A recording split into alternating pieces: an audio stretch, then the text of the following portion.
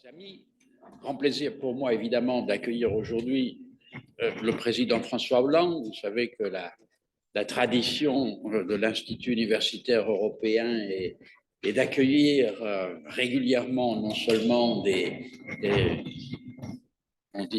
savants, mais aussi des responsables politiques, parce que nous avons une façon de concevoir notre rôle qui ne se limite pas simplement à l'étude de textes certes importants, mais aussi à l'analyse de la pratique. Et dans ce contexte-là, il est toujours très utile d'avoir la possibilité de confronter les idées que nous pouvons nous faire de l'évolution du monde avec une vision qui est celle de l'expérience. Et l'expérience, le président Hollande n'en manque pas.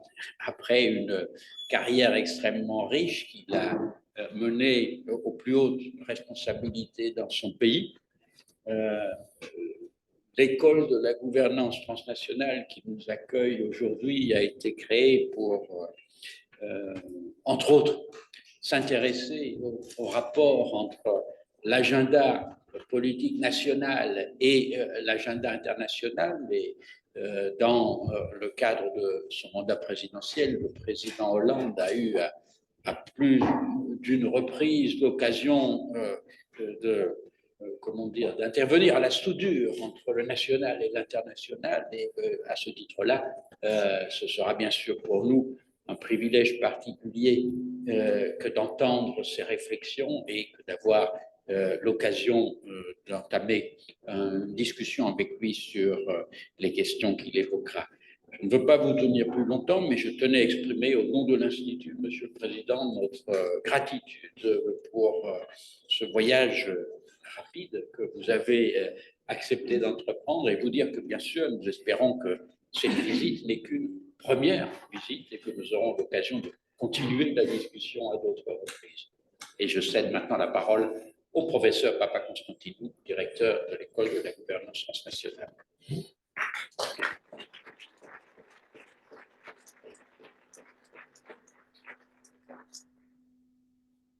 Monsieur le Président, c'est un honneur et un grand plaisir de vous accueillir ici au siège de l'école de Transnational Governance, Palazzo Contalenti.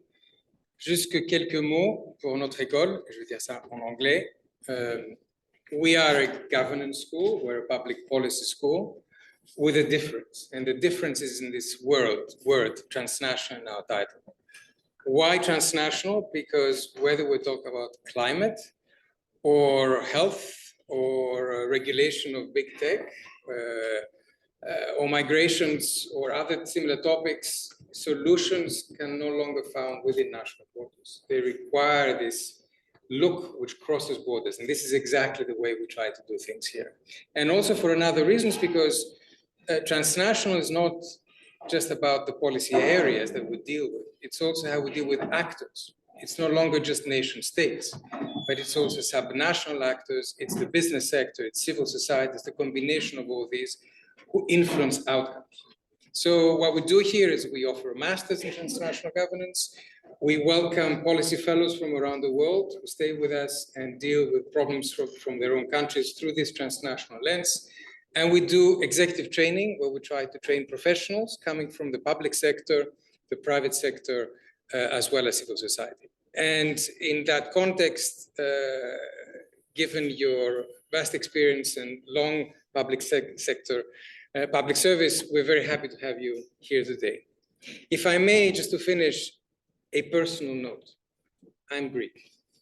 And there has been one moment in your long political career where your actions actually helped the fate of my country. In my previous life, I was in politics in Greece. But there is one thing which I would like to mention here, which is that in 2015, if it were not for you in the room, I'm not sure that my country would have stayed within the euro. And for that, un grand merci, Monsieur le Président.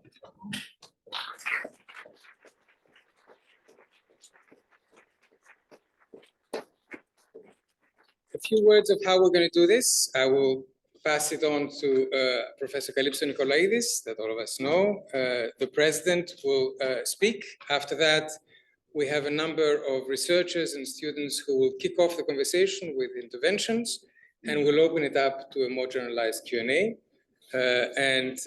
Thank you all very much for being here and for filling this room for what promises to be a very interesting event. Monsieur le Président.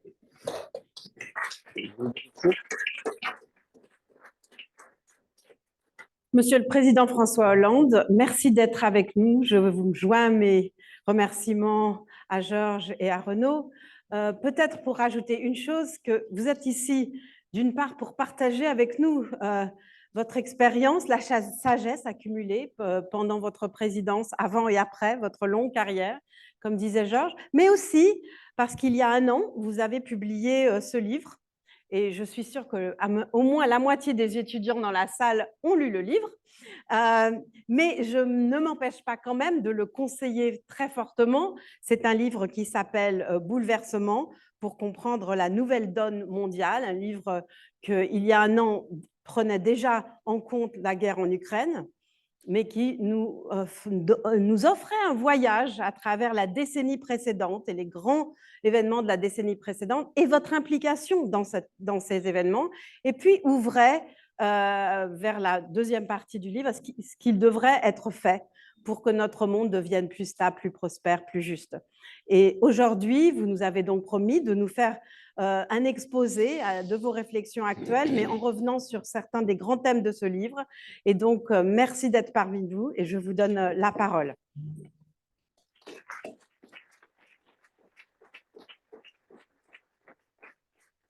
Monsieur le Président, Monsieur le Directeur, Mesdames, Messieurs, jeunes chercheurs, je réponds très volontiers à l'invitation qui m'a été adressée. D'abord parce que je ne connaissais pas ce lieu, ce qui, quand même, après toutes les années de ma vie publique qui ont été rappelées, était une faute impardonnable. Et deuxièmement parce que je voulais, ici, dans ce lieu assez exceptionnel de travail et de recherche, vous faire partager mes réflexions et ma vision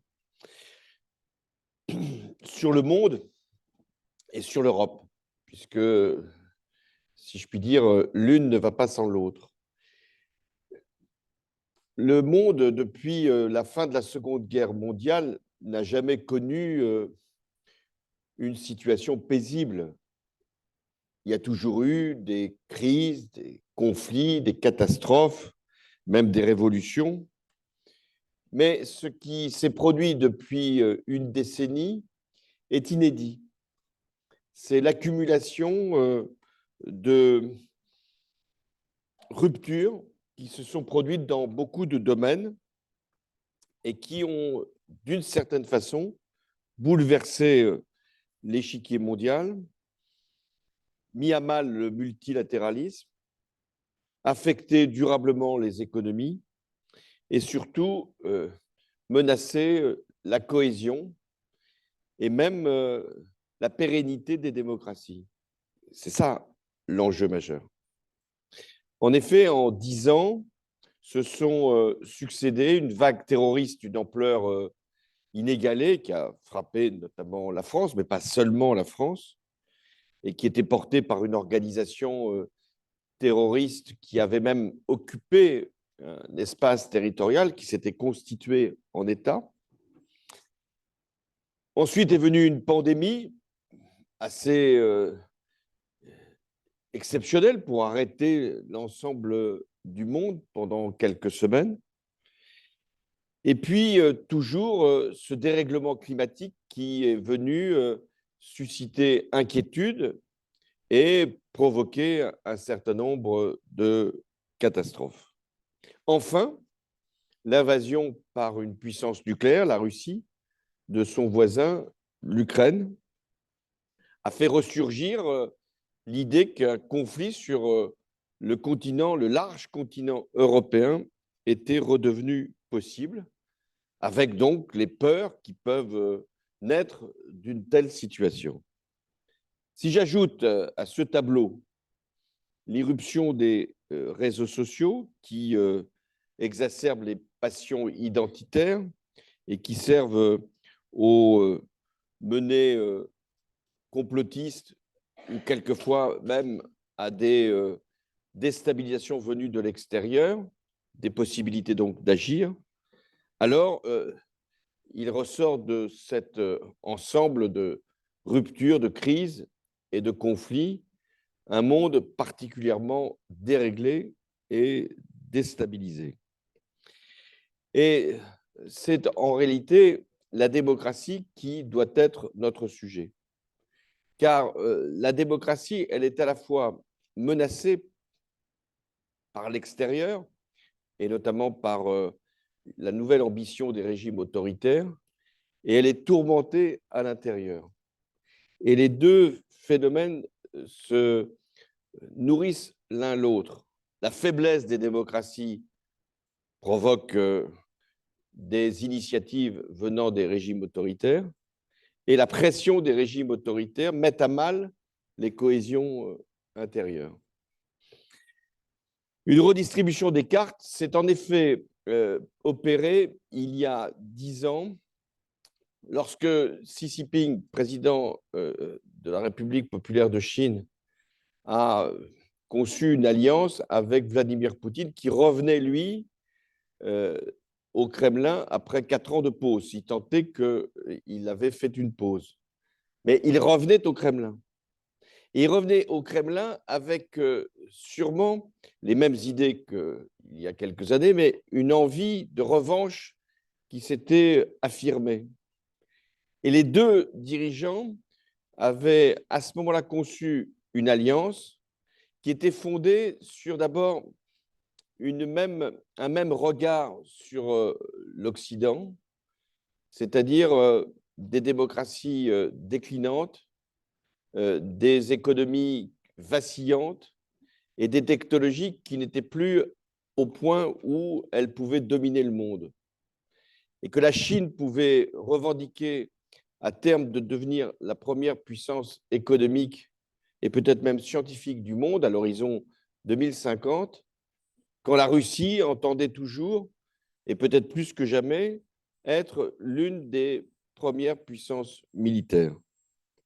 Cette communauté d'esprit entre les deux dirigeants, mais ce lien entre les deux empires, russe et chinois, donc était fondé sur l'idée d'un nécessaire partage de la responsabilité, d'un changement dans la hiérarchie du monde et sans doute par la perception d'une vulnérabilité que l'Europe et les États-Unis offraient.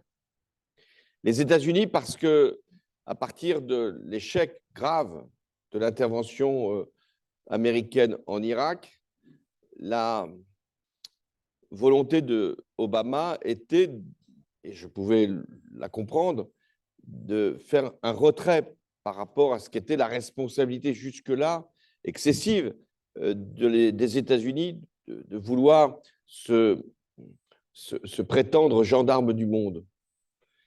Quant à l'Europe, même si elle avait incontestablement réussi sur le plan de son élargissement d'abord, de son économie ensuite, et même de sa résistance à la crise, notamment à la crise financière qui avait débouché sur une crise économique, eh bien, cette Europe-là n'avait pas les capacités politiques et donc militaires de répondre aux grands enjeux du moment.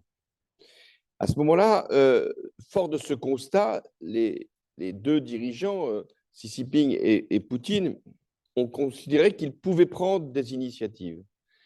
Ces initiatives n'étaient pas de même nature.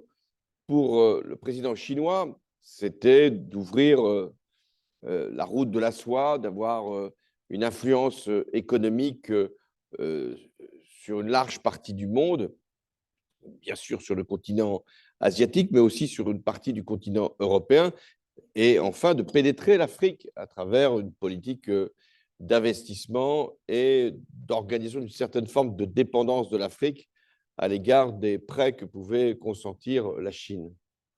Donc pour Xi Jinping, son initiative, elle était essentiellement à vocation dominatrice par l'économie, par la technologie. On a découvert donc aussi combien la Chine, avec TikTok, mais avec d'autres procédé pouvait être aussi à l'offensive sur la question technologique.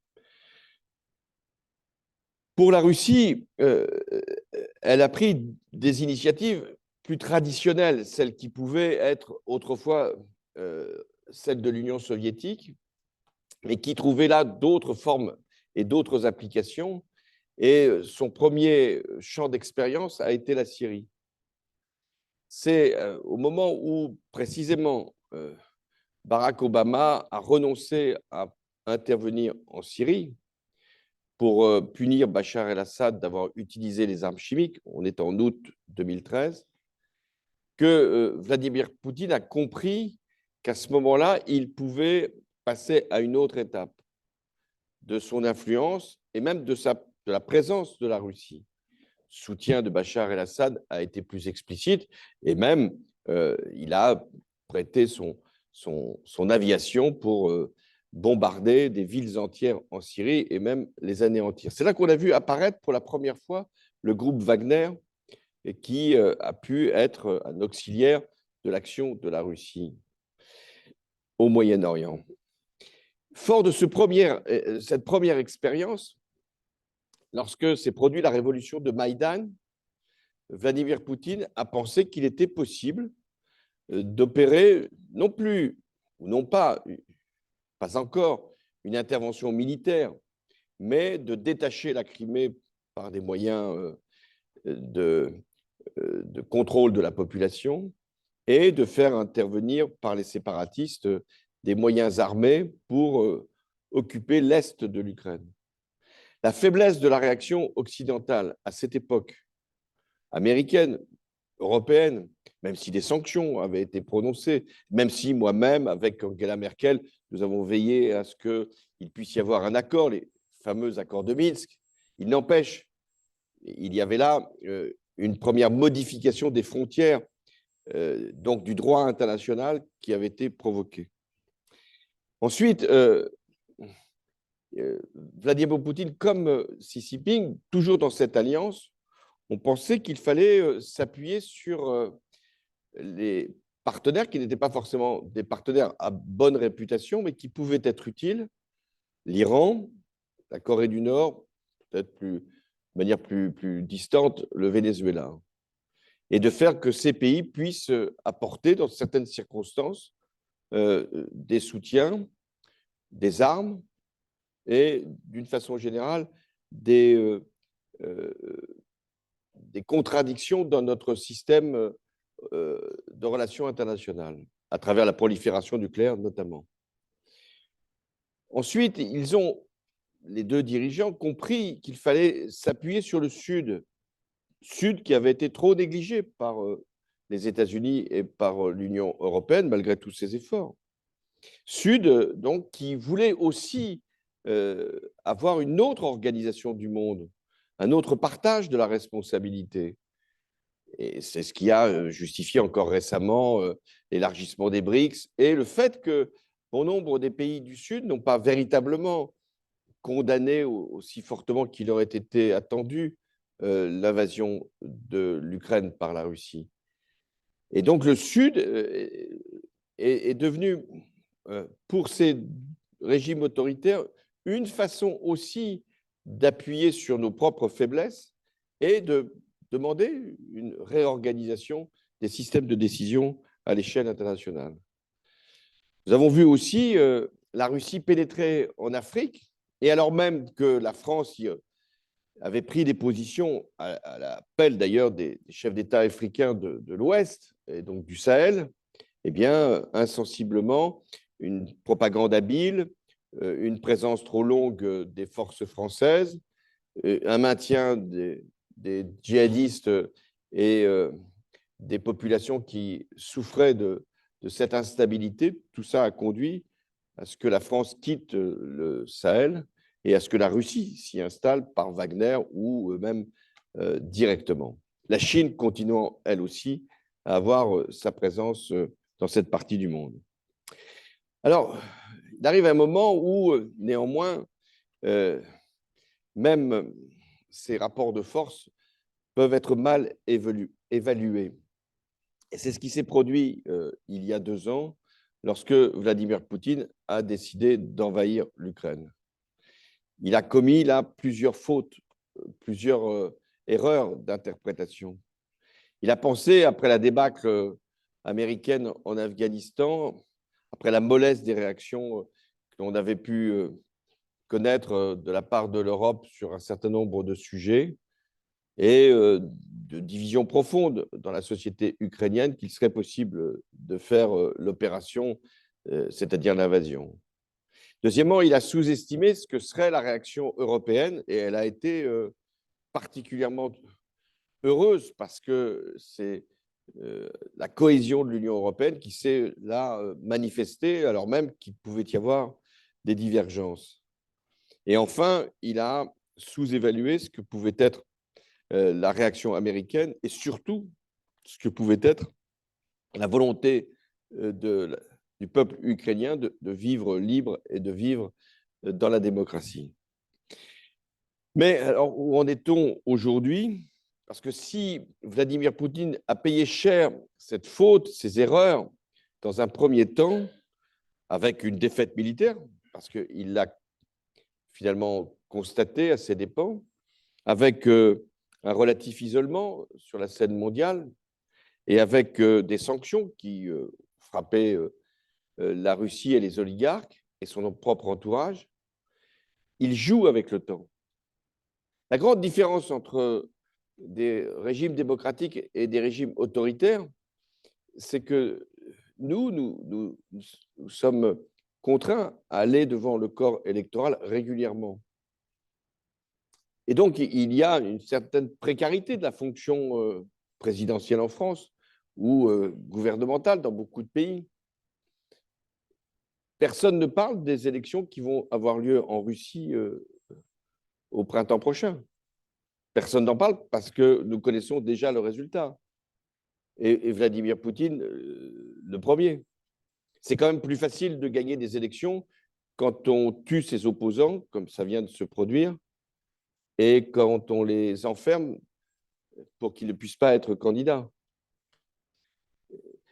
Sans doute qu'il y a quelques années, Vladimir Poutine n'aurait pas été jusque-là.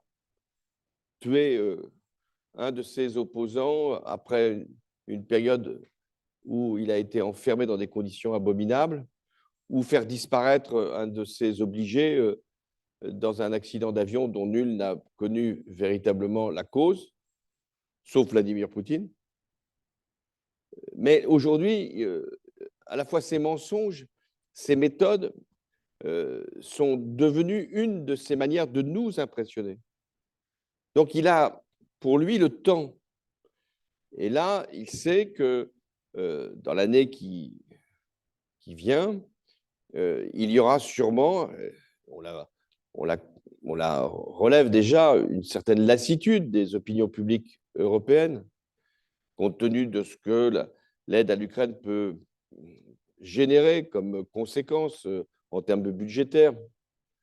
Il sait qu'il y a aussi dans la société ukrainienne, après tant de sacrifices, une envie peut-être de ne plus tenir avec les morts que chaque fois la société ukrainienne est obligée de consentir.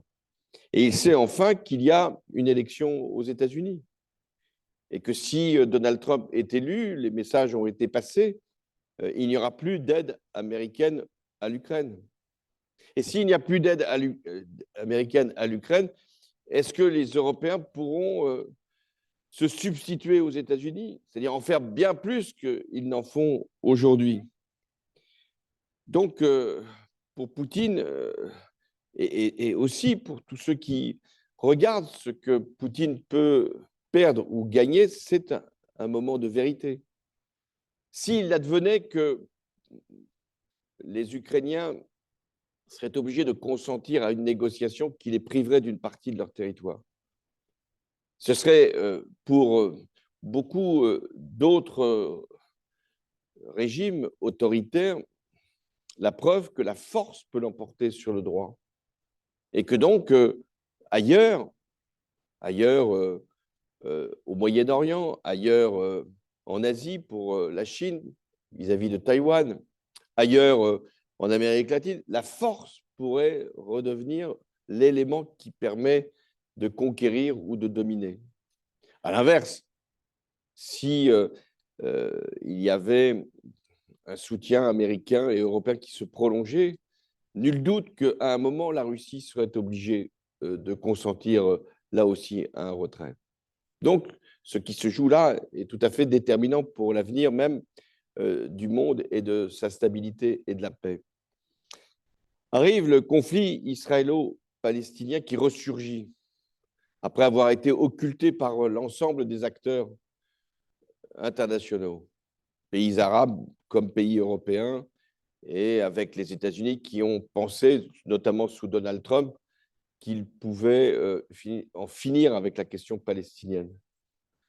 Mais aujourd'hui, le conflit israélo-palestinien, dans ce qu'il produit, avec les massacres que l'on connaît, et avec les images qui, après, déjà le 7 octobre, avaient heurté une bonne partie de la planète, et puis maintenant, d'autres images qui viennent avec des enfants et des femmes et des innocents qui se trouvent dans les hôpitaux et qui sont bombardés, eh bien, ça permet à Vladimir Poutine, d'abord, que nous ne regardions plus l'Ukraine et que nous soyons absorbés par ce qui se passe au Moyen-Orient.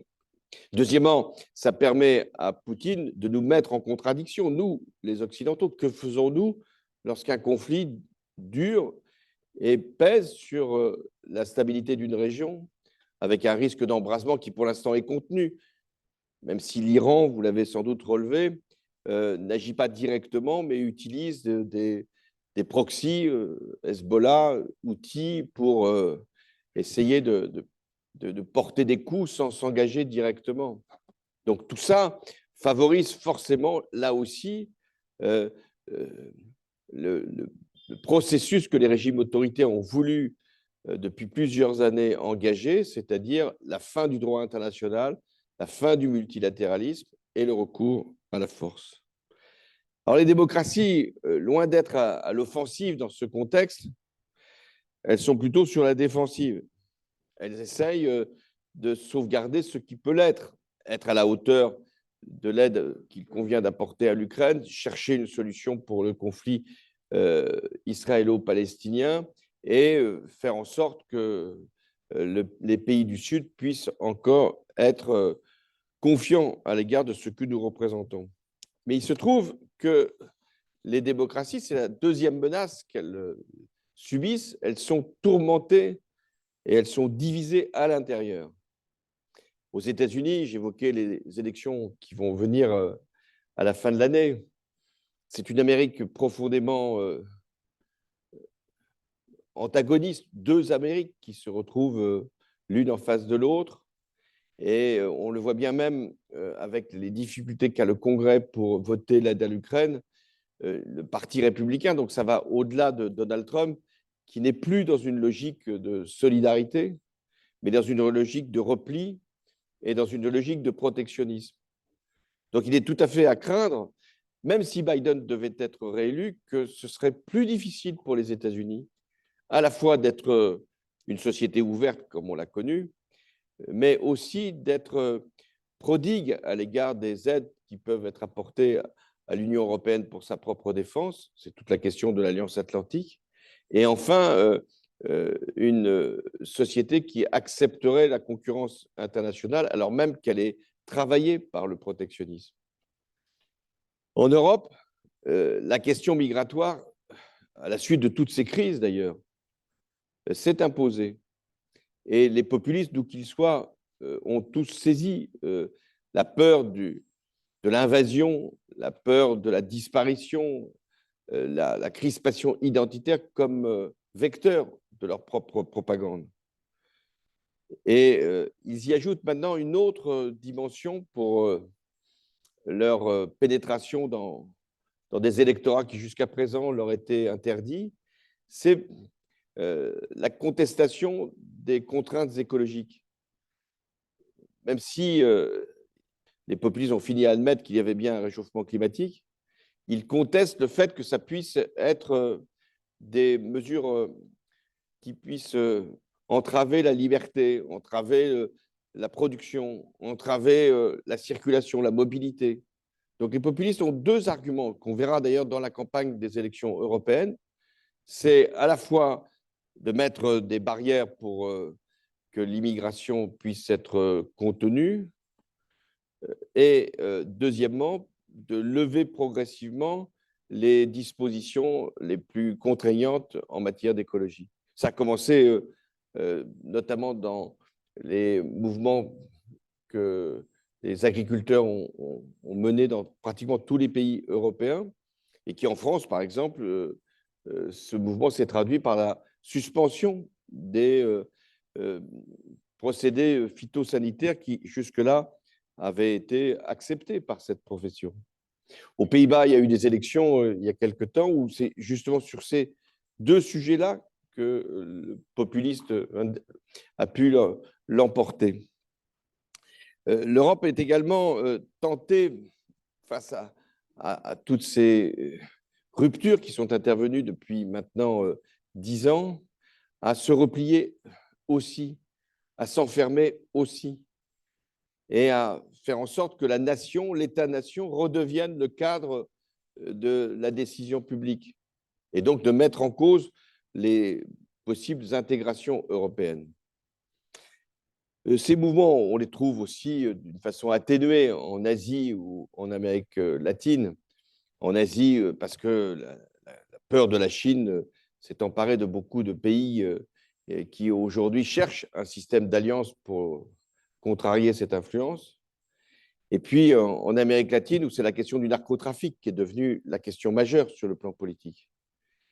Et nul doute que cette question du narcotrafic deviendra une question éminemment politique en Europe aussi, compte tenu de ce qu'elle produit en termes d'insécurité, d'organisation de mafia et de déstabilisation même d'État et de corruption.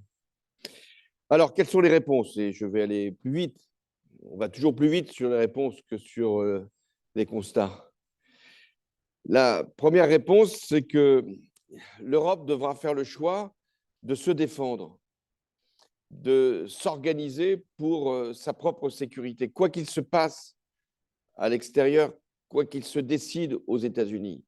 C'est la conséquence de tout ce que je viens devant vous de montrer. C'est-à-dire qu'à un moment, on peut avoir un espace politique fondé sur des valeurs, on peut avoir une puissance économique qui permet à l'Union européenne d'être ou la première ou la deuxième puissance économique du monde. On peut avoir aussi un excédent commercial structurel, ce qui est le cas de l'Union européenne. On peut avoir une monnaie solide avec l'euro, mais on peut ne pas jouer aussi de rôle dans le monde, faute d'avoir une capacité politique et des moyens militaires. Et on peut même être soumis à des pressions, à des menaces par les empires et les régimes autoritaires. Donc, il n'y a pas d'autre choix pour l'Europe, si elle ne veut pas en revenir à ce qu'elle était, c'est-à-dire une juxtaposition de nations, plus ou moins apeurée. Elle n'a pas d'autre choix que de s'organiser pour sa défense. Ce qui changera sûrement une partie de ces processus. Il n'est même pas sûr que nous y parviendrons à 27, puisque certains pays ne se considèrent pas forcément, même s'ils sont dans la même alliance, ils ne sont pas tous d'ailleurs dans l'alliance, mais ils ne se considèrent pas tous de la même façon engagés. Et une Europe de la défense, ce n'est pas simplement l'idée un peu illusoire d'ailleurs d'une armée commune ou d'un chef d'état-major commun. Non, c'est d'abord de produire les mêmes équipements militaires, les mêmes armements et d'avoir une capacité à pouvoir y répondre, à pouvoir répondre à toute menace sur nos frontières. Donc ça suppose des budgets militaires plus élevés, ça suppose une intégration politique plus forte et ça suppose de savoir si à 27, et a fortiori si l'Europe devait s'élargir, on partage ce même esprit. Si l'Alliance Atlantique, et il n'y a pas de raison de penser, sauf décision américaine, qu'elle serait remise en cause, si l'Alliance Atlantique doit être pérennisée, c'est dans l'Alliance Atlantique que ce pilier européen doit se situer. Mais l'Europe, elle aura aussi à répondre d'une façon différente par rapport au GAFA, pour savoir si elle est capable, elle aussi, de trouver des technologies qui nous permettraient de faire circuler de l'information et de nous protéger des influences extérieures. Elle devra également être claire sur sa politique migratoire, elle a commencé de l'être, de manière à ce qu'elle puisse rassurer les peuples sans pour autant revenir sur des principes qui sont fondamentaux du droit d'asile et du regroupement des familles et de l'accueil des étudiants.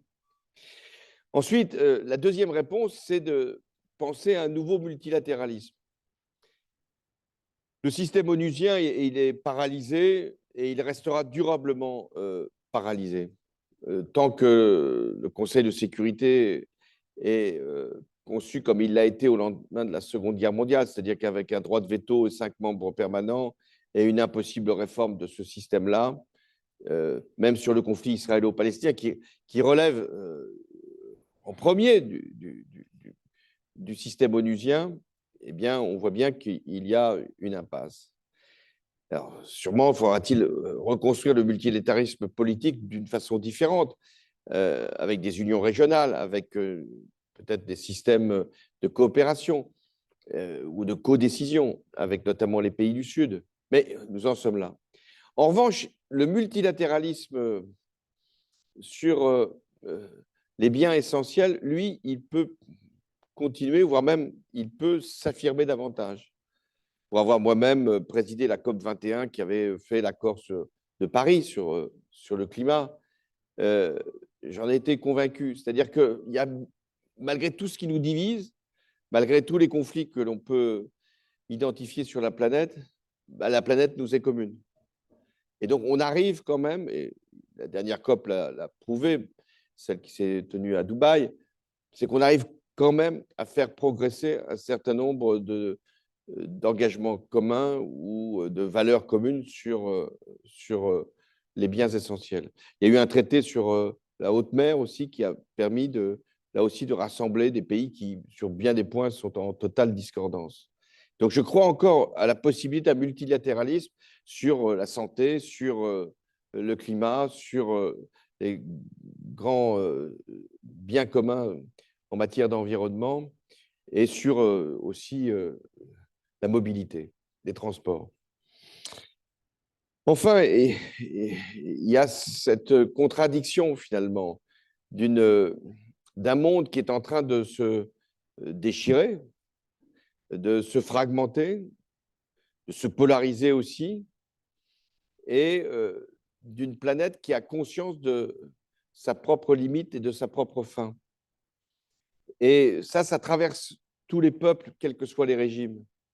Qu'on vive en Chine ou qu'on vive ici, à Florence, qu'on soit dans un cadre démocratique ou qu'on soit soumis à un régime autoritaire, on respire le même air et on est confronté aux mêmes conséquences du dérèglement. Et que d'une certaine façon, nous sommes solidaires de ce qui se passe partout dans le monde. Qu'il se produise un conflit au Moyen-Orient, en Afrique, il y en a beaucoup en ce moment, il nous touchera à un moment ou à un autre. Rien de ce qui se passe dans le monde ne reste dans la région qui a fait naître ce désordre. Il se propage, il vient jusqu'ici. La migration en est l'exemple le plus évident. Quand au Soudan, il se passe une guerre dont personne ne parle, quand en République démocratique du Congo, il y a des massacres qui se produisent avec des influences étrangères, nous savons à un moment ou à un autre que ça va avoir des conséquences ici. Donc, pour toutes ces raisons, je suis à la fois lucide sur cette grande menace qui pèse sur les démocraties et qui appelle nécessairement des engagements citoyens nouveaux et des mobilisations européennes sûrement exigeantes. Mais je suis aussi confiant parce qu'à chaque fois que l'humanité a été confrontée à ce risque majeur pour son existence même, il y a des forces, il y a des sursauts qui font que tout n'est pas désespéré.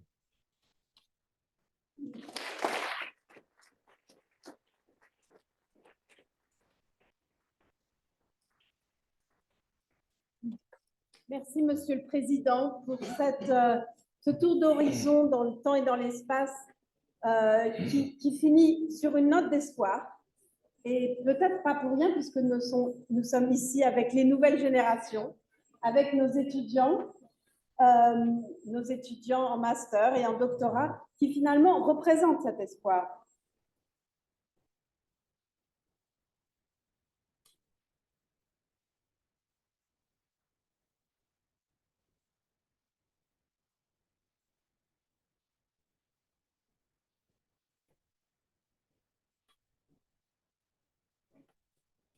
I'm going to get up and speak up. Et donc, vous nous avez vraiment démontré avec force et acuité comment, parmi tous ces enjeux si complexes, la résilience et la force de nos démocraties, et je dirais même d'une démocratie planétaire, est l'enjeu qui est au cœur de ces débats. Et vous nous ouvrez, comme vous le faites dans votre livre, dont la seconde partie s'appelle « Agir », vous nous ouvrez sur ces perspectives d'avenir. Que faire ? Et je dirais là que je pense qu'il est important aussi de souligner que vous nous parlez des faiblesses d'un Poutine ou des erreurs d'un Poutine, des ambitions d'un Xi en connaissance de cause. Et j'en appelle vraiment à nouveau, j'encourage tout le monde à lire avec bien sûr les détails dans le livre de ces histoires que vous racontez à la première personne. Et donc, depuis cette première personne, ce que nous voudrions faire maintenant, c'est ouvrir le débat, vous demander, si vous le voulez bien, de répondre aux questions, aux commentaires de nos étudiants. Nous avons demandé à quelques étudiants, chercheurs ici, de commencer la conversation en réponse à votre intervention. Et nous allons donc prendre leurs questions deux par deux et puis après ouvrir au reste du public. Alors, nous allons commencer d'abord par Elisa et Clara. Si vous pouvez nous... Elisa qui travaille au département d'histoire et Clara au département de droit à l'UE. Bonjour, Monsieur le Président. Donc, je suis Elisa Chazelle, doctorante en histoire à l'Institut. D'accord. Vous avez déclaré dans plusieurs interviews vouloir jouer un rôle dans la campagne pour les prochaines élections européennes. Pouvez-vous tout d'abord définir ce rôle, qu'il soit en termes de soutien ou de mesures que vous souhaiterez voir aboutir? Puis, j'aimerais vous interroger plus particulièrement sur la question de la mobilité de la jeunesse européenne dans l'enseignement supérieur. Vous avez œuvré lors de votre quinquennat à élargir les bénéficiaires des échanges Erasmus aux apprentis et aux jeunes en recherche d'emploi. Avez-vous d'autres suggestions pour permettre à la jeunesse européenne de tout niveau d'éducation et surtout de tout horizon sociaux de pouvoir bénéficier un jour d'un échange européen? Merci beaucoup. Bonjour, Monsieur le Président. Merci beaucoup pour votre intervention. Vous avez fait référence là dans votre intervention à une Europe qui doit se protéger pour sa propre sécurité. Et en effet, il y a une notion émergente d'une sécurité européenne et non plus seulement nationale. Et ma question, c'est jusqu'où est-ce qu'on peut envisager une notion de sécurité, une notion d'ordre public qui est européenne et plus seulement nationale, quand encore maintenant dans les sociétés, quand on entend sécurité, il y a plutôt une tendance au repli. Et je pense aussi dans les termes d'ordre public au débat sur la définition commune du viol, par exemple. C'est quand même quelque chose qui fait quand même beaucoup de débats. À quel point l'Union peut développer ces notions qui sont traditionnellement nationales en quelque chose d'européen? Bon, d'abord, sur les élections européennes, ça va être un enjeu important, non pas tant parce que le Parlement européen peut décider de tout. Nous connaissons la limite de ces possibilités d'intervention, mais parce que c'est un grand débat qui va s'ouvrir. Et comme les populistes vont en faire essentiellement une controverse sur l'immigration, c'est ce que je disais tout à l'heure, ça va être ça leur thème essentiel.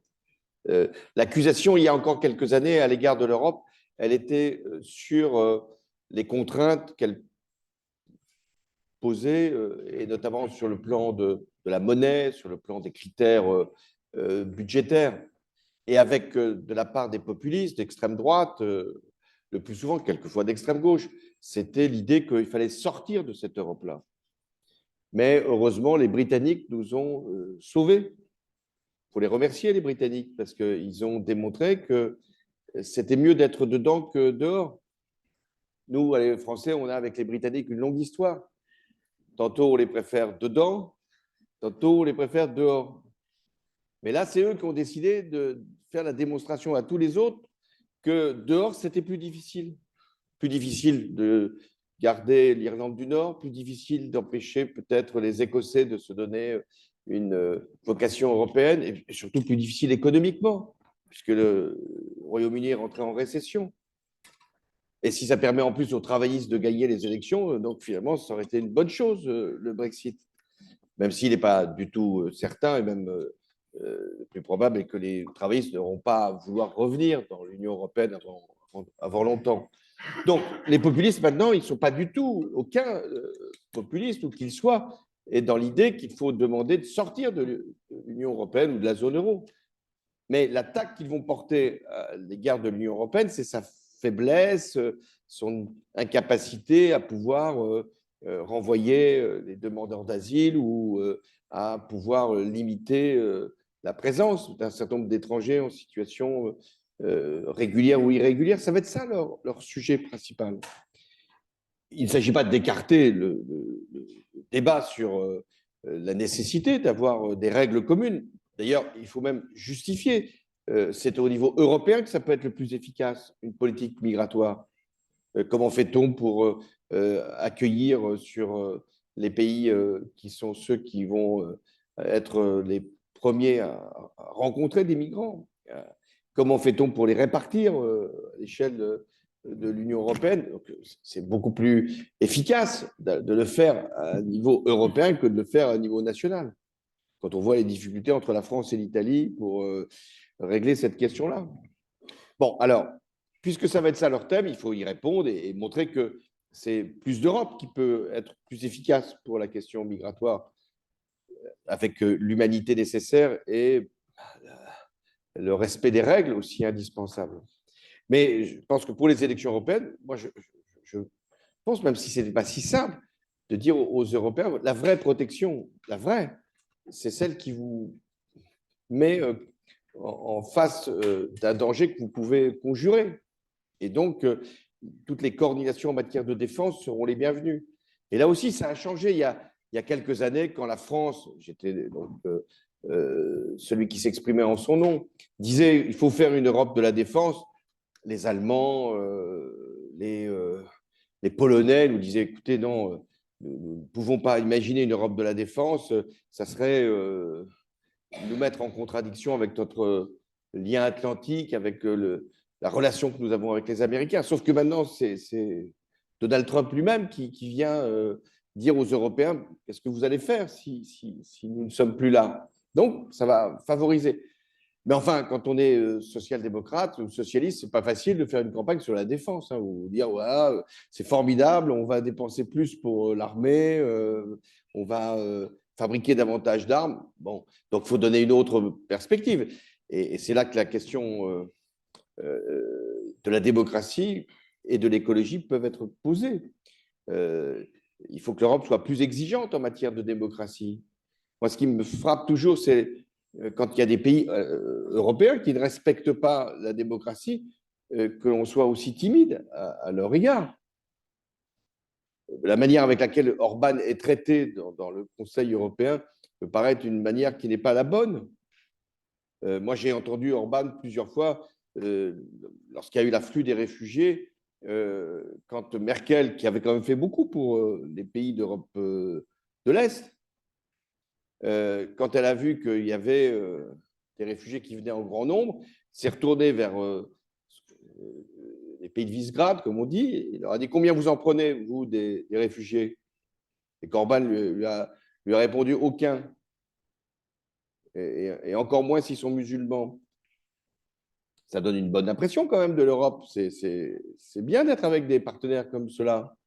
Et quand on ne respecte pas, comme ça a été longtemps le cas en Pologne, la séparation du pouvoir, l'indépendance de la justice, et qu'il n'y a pas une réaction à la hauteur de l'Union européenne, bah, ça n'encourage pas quand même à avoir un esprit européen fondé sur un espace politique avec des valeurs démocratiques. Donc voilà, cette question démocratique, elle doit être posée. Puis troisièmement, il y a la question écologique, où on voit bien qu'elle était acceptée il y a encore quelques mois, quand il y a eu le Green Deal. La Commission a plutôt fait du bon travail, a posé des objectifs, a souhaité mettre en œuvre des politiques, a demandé aux États de se conformer à cette stratégie. On voit bien qu'aujourd'hui, s'il n'y a pas au Parlement européen des forces qui travaillent pour que ce Green Deal s'applique, il va être progressivement détricoté. Donc c'est ça le débat européen que je souhaite et que j'essaierai de mener sans être candidat. Je n'ai plus l'âge pour être candidat aux élections européennes. En même temps, il n'y a pas de limite d'âge, vous allez me dire, mais je pense que c'est à d'autres de le faire, mais je les soutiendrai autant qu'il sera possible. Sur les autres questions qui ont été posées, Erasmus. Oui, c'est vrai, j'ai étendu Erasmus parce que je trouvais que c'était injuste d'une certaine façon que des apprentis, que ceux qui s'étaient engagés dans le travail manuel, comme on dit, n'aient pas accès à ces soutiens-là. Mais le programme Erasmus, qui a réussi, hein, mais il est trop étroit. Et si on avait quelques moyens budgétaires supplémentaires, sans doute qu'il faudrait qu'il y ait beaucoup plus d'échanges, beaucoup plus, et pas simplement au niveau des universités ou au niveau même de l'alternance, de l'apprentissage, mais qu'il faudrait que chaque classe de lycée, à un moment, ait pu avoir un séjour dans un autre pays que le sien. J'ai même proposé, là c'est pour le cas français, un Erasmus national. Parce qu'il y a beaucoup de jeunes lycéens français qui ne connaissent pas les endroits où vivent d'autres jeunes lycéens. Demandez à des Marseillais savoir ce qui se passe exactement en Lozère, si tant est qu'ils sachent, ou en Corrèze, peut-être davantage, mais pas beaucoup plus. Bon, donc c'est ça le risque aujourd'hui, en plus avec les réseaux sociaux, c'est que chacun s'enferme. Chacun pense qu'il n'y a que ses semblables qui comptent. Alors qu'on vit dans un ensemble national, il faut au moins se comprendre, se parler et se découvrir. Et cesser de penser que c'est les autres qui sont les plus favorisés. Et pareil pour l'Europe, il faut essayer de faire de la mobilité. Tout ce qui est mobilité est forcément un signe d'intégration. On a fait des études en France pour savoir pourquoi il y avait des gens qui votaient pour l'extrême droite. Il y en a de plus en plus, donc ces études sont de plus en plus nécessaires. On s'est aperçu que plus vous avez d'amis ou de relations sociales, moins vous votez pour l'extrême droite. C'est-à-dire que plus vous êtes seul ou vous êtes enfermé dans le même milieu, plus votre tentation est de voter de manière identitaire. Mais plus vous avez de relations, de confrontations, de contradictions, d'échanges tout simplement, pas simplement sur Internet, d'échanges, des vrais, de contacts, plus vous êtes porté par des valeurs démocratiques. La démocratie, ça se pratique à plusieurs. Tout seul, ça ne s'appelle plus la démocratie. Je ne vous dirai pas comment ça s'appelle, mais ça ne s'appelle plus la démocratie. Donc voilà pourquoi je pense que le programme Erasmus doit être considérablement étendu. Je crois que nous entendons bien là que vous nous parlez, Monsieur le Président, avec deux voix. D'une part, celle du Président de la République et de l'expérience qui fait que peut-être c'est parfois un peu frustrant quand vous avez eu des énormes ambitions. Là, on a un exemple, Erasmus, il y en a tellement d'autres que vous les avez menés à bien jusqu'à un certain point. Mais après, qu'est-ce qui leur arrive? Qui continue à porter la flamme? Est-ce que ça correspond à ce que vous espériez? Donc ça, je pense que c'est une question qui peut se poser sur beaucoup des thèmes. Et puis l'autre voix que vous portez ici, c'est bien celle aussi d'une des grandes inspirations de la social-démocratie en Europe, qui va peut-être pas forcément très bien et dont on s'inquiète un peu pour les élections à venir, les élections européennes. Et effectivement, sur les tensions qu'elle va devoir affronter dans ses positions sur la défense. Vous l'avez dit à l'instant avec grande clarté, parce que ce n'était pas un des grands thèmes de la social-démocratie pour le jusqu'à maintenant. Donc, je crois qu'on peut voir ici qu'on se débat tous avec ces contradictions. Et donc, pour en poser deux autres, je vais me tourner maintenant à Thomas Dumont-Anastasiadis, qui est chercheur ici au département d'histoire, et d'ailleurs à qui on doit l'organisation de cet événement. Merci Thomas. Et puis après Thomas, Sophie Chevalier, qui est master student ici à la Florence School. Merci beaucoup, Monsieur le Président. Merci de votre venue. Une petite question de méthode. Vous avez parlé des démocraties tourmentées. Si elles sont tourmentées, c'est aussi parce que certains les tourmentent, les fauteurs de troubles dont vous avez parlé, qui appartiennent bien souvent à un spectre assez large de l'extrême droite, qui n'hésite pas à cracher sur l'histoire. Qu'est-ce qu'on fait? Est-ce qu'il y a une nécessité morale à combattre l'extrême droite? Ou est-ce que, comme vous venez de le dire, on s'attache à des considérations pratiques, voilà, faire en sorte que les gens s'ouvrent? Votre successeur a l'air de considérer que le simple combat moral ne suffit pas. Est-ce que vous êtes d'accord avec ça? Autre question, c'est Merci beaucoup, Monsieur le Président. La sécurité énergétique est de plus en plus liée aux tensions géopolitiques. Dans le contexte de la transition mondiale vers les sources d'énergie renouvelables, comment la France peut-elle exploiter son expertise dans le domaine de l'énergie nucléaire tout en promouvant des alternatives durables pour garantir la sécurité énergétique à la fois au niveau national et au sein de l'Union européenne? Et puis deuxièmement, lors de votre mandat présidentiel, comment avez-vous engagé cette conversation avec vos partenaires européens tout en préservant les intérêts des filiales françaises? Merci. Alors, je vais commencer peut-être par cette deuxième question. Pendant que j'étais président, la question énergétique avait été forcément posée, mais pas avec acuité. D'abord parce que la plupart des pays européens, l'Allemagne en particulier, vivaient avec des ressources en gaz qui leur paraissaient certaines pour longtemps. Aussi parce que beaucoup de pays européens avaient commencé à investir dans les énergies renouvelables et mettaient en cause d'ailleurs le nucléaire français. Donc j'étais plutôt en position d'accuser quand on parlait d'énergie, parce qu'on était avec les Tchèques, les Finlandais, les seuls à avoir une industrie nucléaire.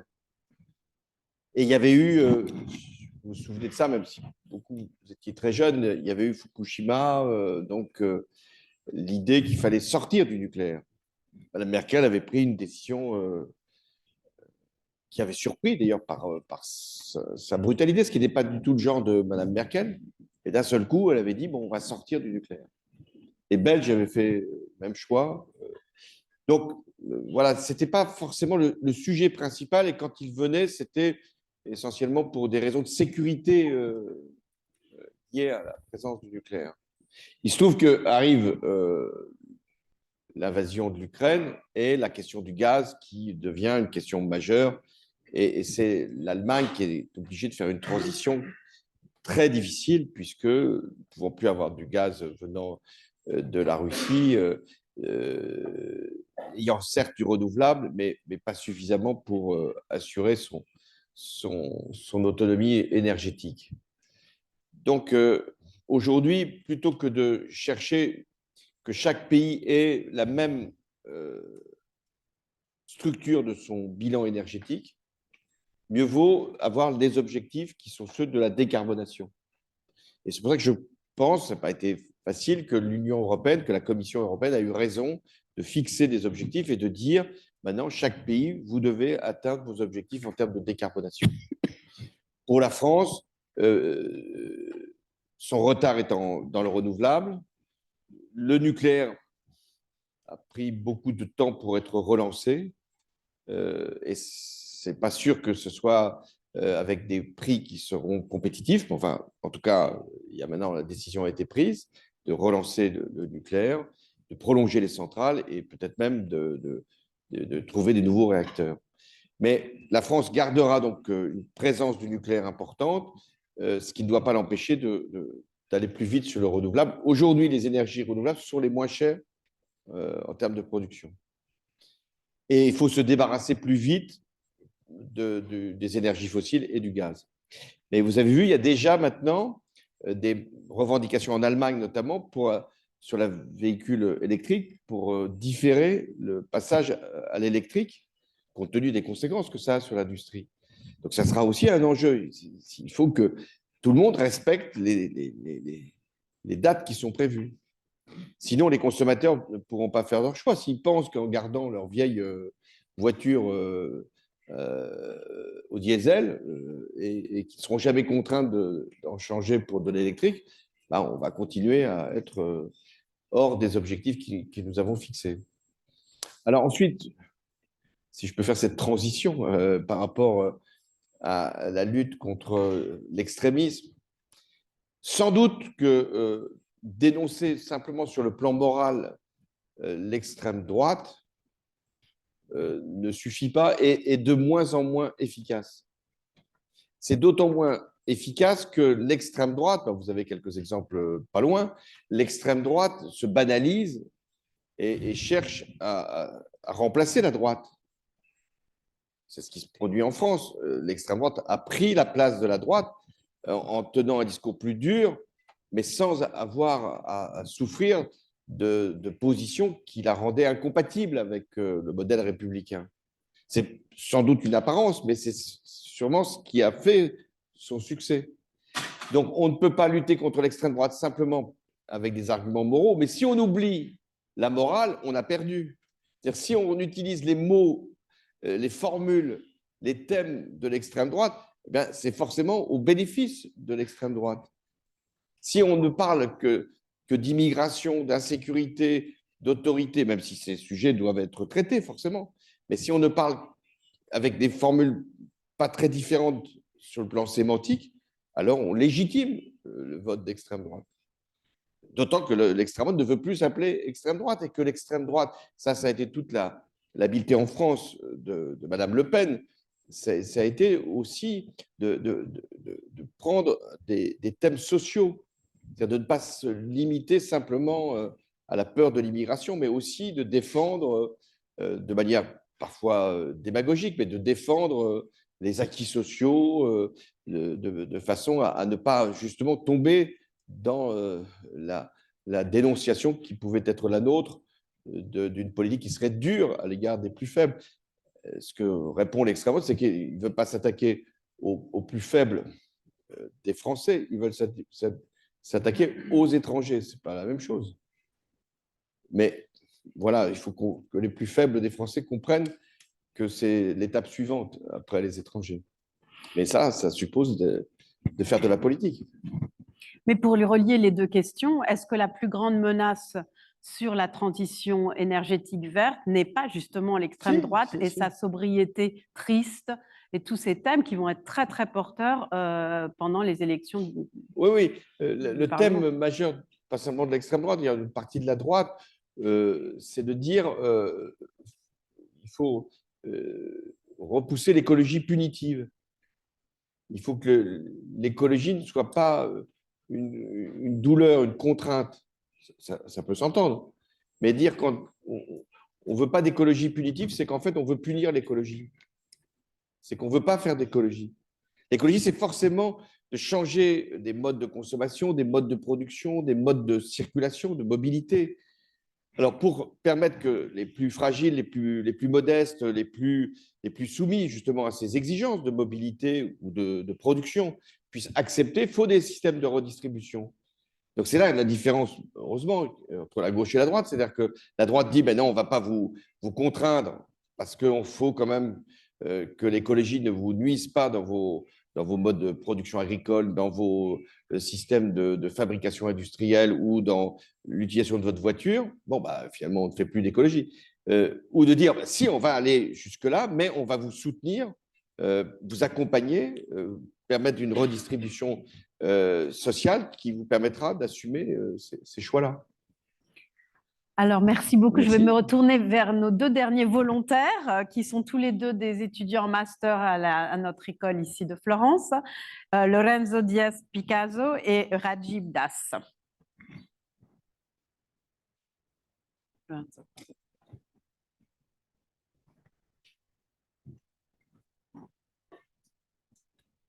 Et ensuite, préparez vos questions parce que nous allons ouvrir le Q&A. Merci, Monsieur le Président, pour votre intervention. Vous avez évoqué la Chine comme une puissance, vous avez parlé de la Chine comme une puissance scientifique et technologique, de même pour les États-Unis. Et moi, je voulais vous poser une question à cet égard et à l'idée que l'Europe doit se protéger dans un monde plus difficile, plus compliqué. Est-ce que vous croyez que l'écart qui se creuse dans la course technologique entre les États-Unis et la Chine d'un côté et l'Europe de l'autre est quelque chose qui devrait nous préoccuper? Et si oui, qu'est-ce qu'on peut faire et que devons-nous faire? Merci. Et Rajib.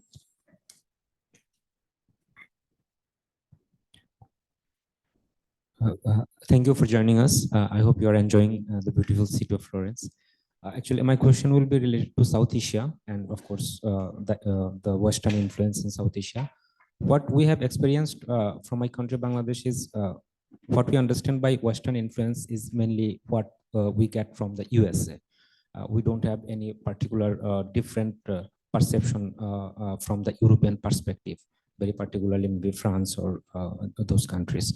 My another thing I will add to know, like we have seen after the Ukraine war, there was another friend of Vladimir Putin, who is Imran Khan, who is in jail right now, Australian Imran Khan, and also Bangladesh. They did not mention this much thing about the Ukraine war, but there were somehow we have learned from media they were punished. But I think the only country that in India, they were not punished in that way. Even in the recent time, we have seen the Italian head of state was mentioned as Modi best friend. Very recently, Emmanuel Macron was also there for their Republican Day. And I think they have a very good bond, I would say. But of course, India have, I mean, after Russia started the war, India has a very strong position not to have any complaint about Russia or whatever it is. But of course, now if you see this position to these two countries and India, like what would be your position on that? If you were in the position of Macron right now, would you have done the same thing or it would have been some way indifferent? Thank you. Donc, Mac.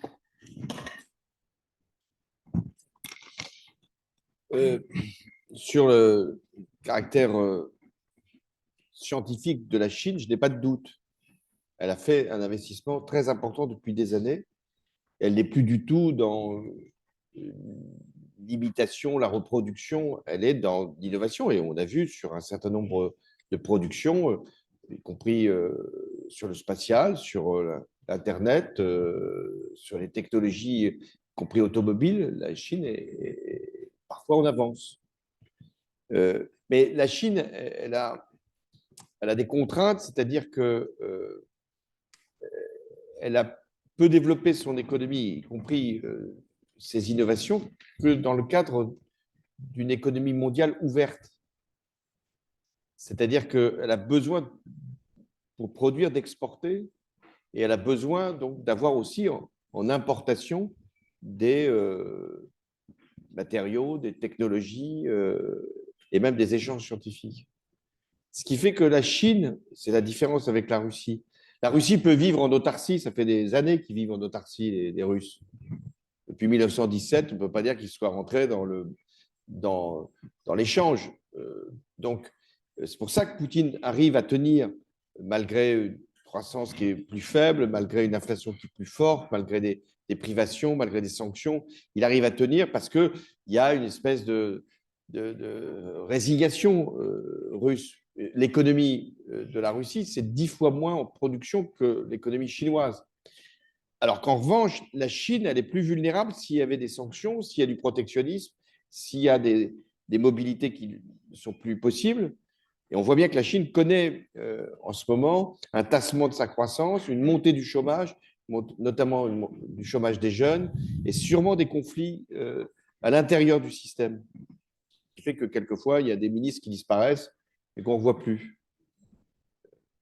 Donc, c'est quand même un signe qu'il y a sûrement des mouvements à l'intérieur du régime et du parti. C'est pour ça que la Chine a absolument besoin de garder un lien avec les États-Unis et un lien avec l'Europe. Et même si la Chine est alignée sur la Russie sur un certain nombre de points, elle ne va pas jusqu'à la rupture. Et notamment même sur Taïwan. Elle est bien sûr désireuse de récupérer Taïwan, mais elle sait, la Chine, que si elle faisait un acte de force, elle aurait à le payer très lourdement sur le plan économique et sur le plan de la stabilité de son régime. En revanche, là où vous avez raison, c'est qu'il y a un écart qui est en train de se faire entre les États-Unis et l'Europe. C'est que les États-Unis ont considérablement investi ces dernières années avec des moyens budgétaires très importants qui ont été alloués à l'industrie, et à l'industrie notamment celle qui assure la transition énergétique et écologique. Ça, c'est la politique de Biden qui venait après celle de Trump, qui avait aussi soutenu assez fortement l'économie américaine. Donc, le taux de croissance aux États-Unis, c'est plus de 5%, et avec une compétitivité qui est très grande, un déficit commercial qui est très important, mais ce n'est pas leur affaire. Et donc, il y a un écart de compétitivité entre l'Europe et les États-Unis. Ce qui veut dire que pour les prochaines années, l'Europe a intérêt à investir considérablement dans la recherche, dans l'industrie, dans les technologies, dans les services, bref, dans tout ce qui fait qu'elle peut garder son rang de puissance. Donc ça, c'est un vrai sujet de préoccupation. Parce que les États-Unis, que ce soit avec Biden ou que ce soit avec Trump, ont maintenant des logiques protectionnistes.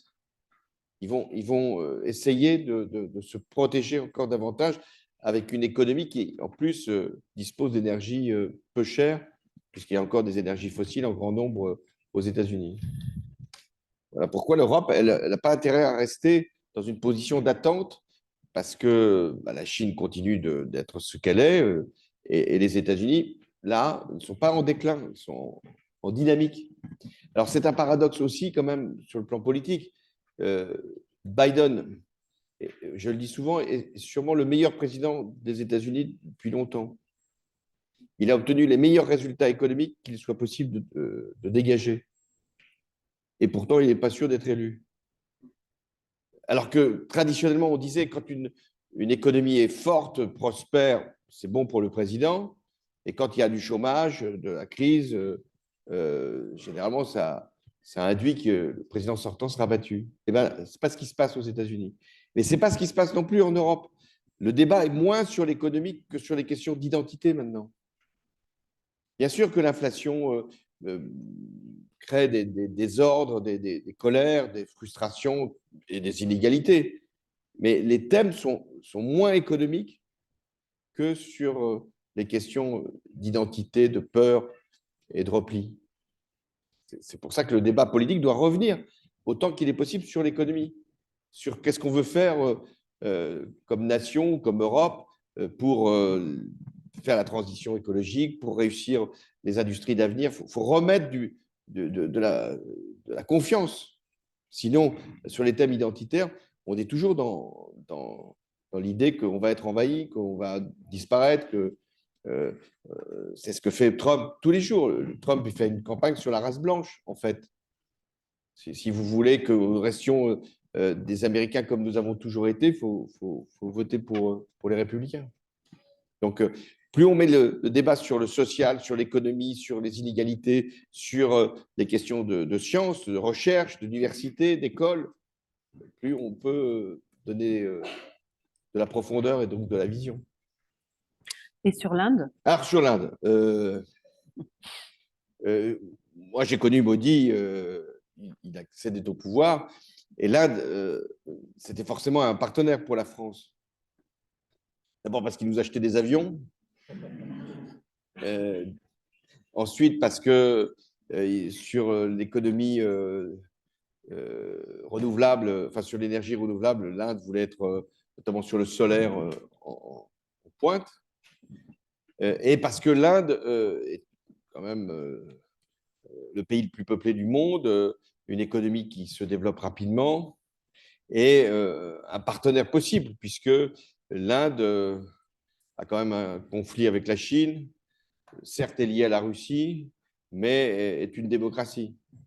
Et c'est là que vos questions sont pertinentes, c'est que c'est une démocratie, mais avec de plus en plus de contraintes qui sont posées, d'atteinte aux droits et de développement du nationalisme. C'est aussi une illustration. Le nationalisme, il est partout. Ce n'est pas forcément un nationalisme de conquête, c'est un nationalisme où on part du sentiment religieux pour écraser des minorités. Donc, l'Inde n'échappe pas à ce dérèglement, c'est-à-dire que Modi exacerbe les tensions identitaires et l'hindouisme qui devient principal, sans compter avec ses voisins, Bangladesh, Pakistan, etc. Et d'ailleurs, dans votre chapitre à la fin du livre sur l'engagement de l'Europe dans le multilatéralisme, vous le dites avec beaucoup de brio et de force, ne les laissons pas seuls. Les pays qui, comme l'Inde, ont une version bien plus réelle politique du non-alignement qu'on a connu il y a bien longtemps. Et dans un monde qui, vous dites, qui se transforme avec une telle brutalité, quelles seront les puissances capables d'anticiper, de coopérer, de partager, d'ouvrir humblement le dialogue avec d'autres pour instaurer un nouvel ordre planétaire? Je trouve que c'est très bien dit, c'est un agenda pour l'Europe et vous l'inspirez de façon très forte. Il nous reste maintenant, on va aller un petit peu au-delà de 3h30, je crois que Fiona nous l'a permis parce qu'on a commencé en retard. Donc nous allons prendre quelques questions, je vais les prendre par deux.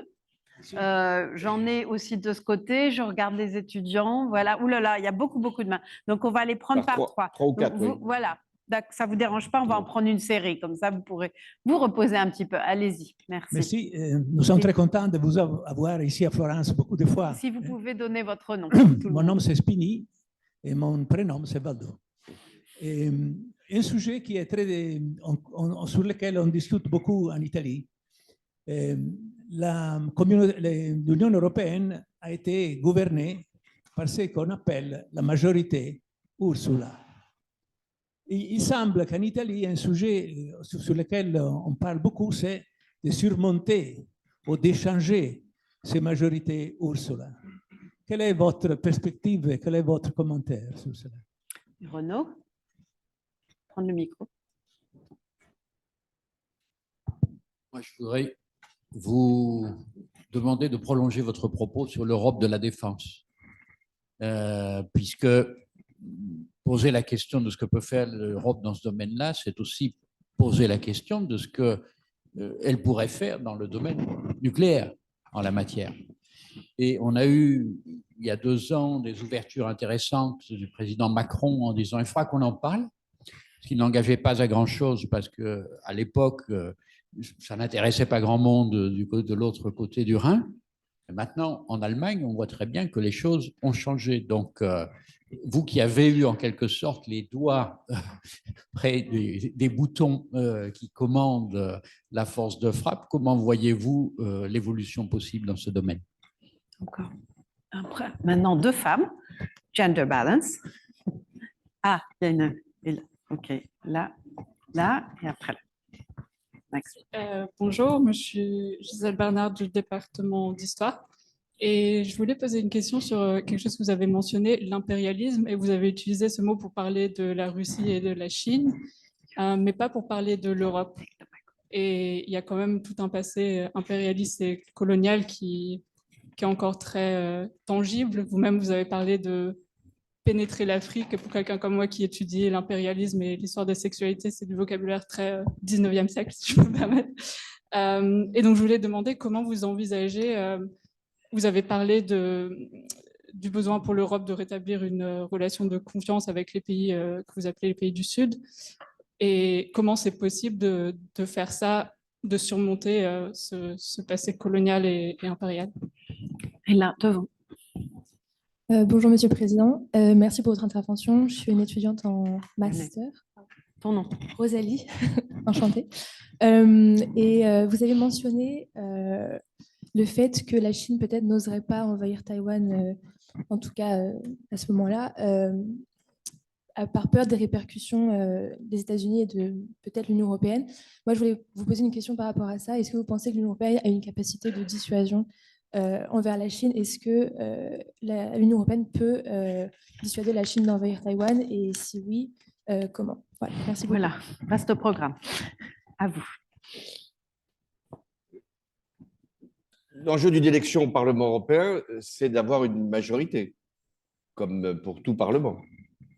Et donc, de savoir si ce qui a été longtemps une coalition qui ne disait pas son nom entre les sociodémocrates et les conservateurs va se poursuivre ou pas. Est-ce qu'il n'y a pas aujourd'hui une autre majorité qui peut se dessiner entre la droite européenne, celle qui jusqu'à présent était avec les sociodémocrates, et les extrêmes droites européennes dans leurs différentes compositions? Oui, je pense que c'est possible, mais c'est ce qui donne l'intérêt au scrutin, d'une certaine façon. S'il n'y a pas d'enjeu, pourquoi aller voter? Il faut bien qu'on sache si ça va être dans un sens qui n'est pas forcément celui toujours de l'audace et de l'ambition, mais enfin qui permet quand même de faire en sorte que l'Europe avance. Vaut mieux qu'il y ait des sociodémocrates, des écologistes et des centristes, voire des conservateurs qui se coalisent, parce qu'ils sont européens. Et si la droite glisse vers les positions plus souverainistes ou les plus extrémistes, alors l'Europe s'arrêtera, elle ne disparaîtra pas. Hein.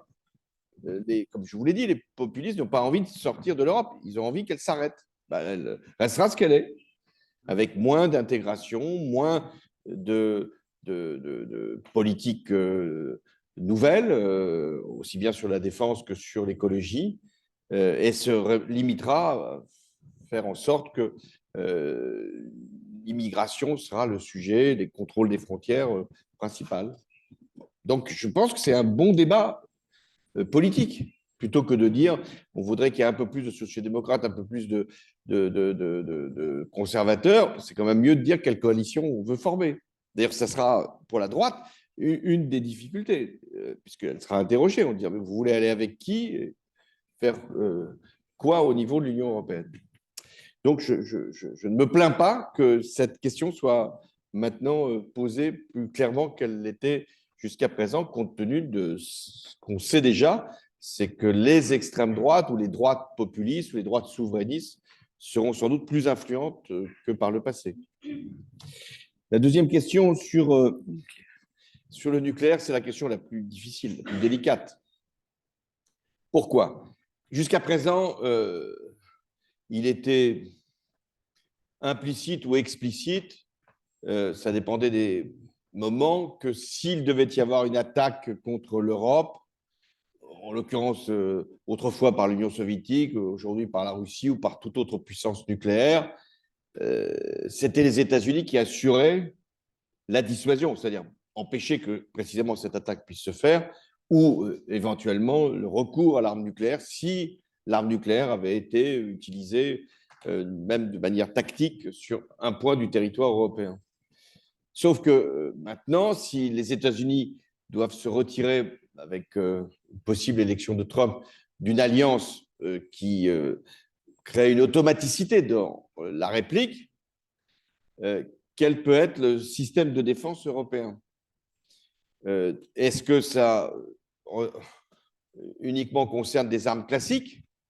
Finalement, prenons un cas d'école, l'Estonie est attaquée par la Russie, l'Estonie appartient à l'Alliance Atlantique, j'espère qu'il n'y a pas d'Estoniens ici pour ne pas les inquiéter trop, mais l'Estonie est attaquée, l'Estonie appartient à l'Alliance Atlantique, l'article 5 est déclenché, qu'est-ce qu'on fait? Si c'est une attaque classique, on y répond de manière classique.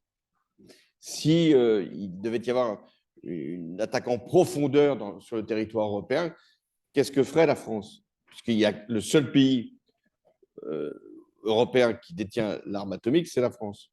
Mais il y a aussi le Royaume-Uni, qui n'est plus dans l'Union européenne, mais qui est toujours dans l'Alliance Atlantique et qui détient aussi une force de dissuasion.